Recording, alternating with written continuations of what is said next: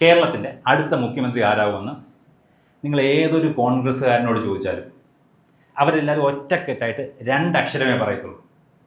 VD, RC, KC, KS.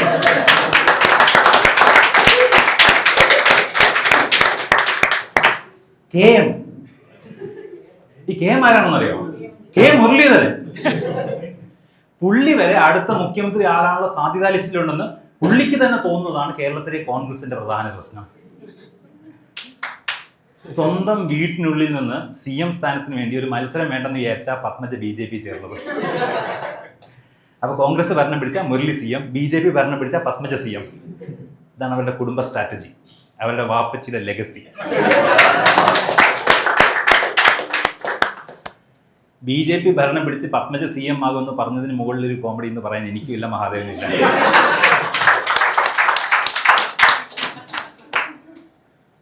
കേരളത്തിലെ കോൺഗ്രസിൽ മാത്രമേ ഉള്ളൂ ഈ മുഖ്യമന്ത്രി സാധ്യതാ ലിസ്റ്റിൽ ഇത്രയും നേതാക്കന്മാർ.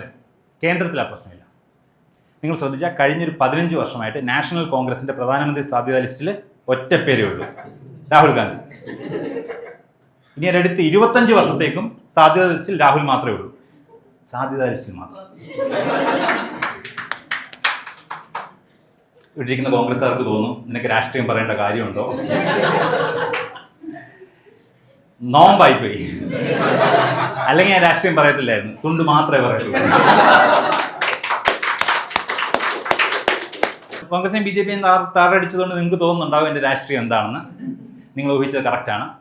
വരുന്ന കേരള നിയമസഭാ ഇലക്ഷനിൽ ഇടതുപക്ഷം വീണ്ടും ഭരണം പിടിക്കണമെന്നാണ് എൻ്റെ ആഗ്രഹം. അടുത്ത CM മുഹമ്മദ് റിയാസ് ആയിരിക്കണം. അൽഹംദുലില്ലാ, ഞാൻ എൻ്റെ ആളാണ്.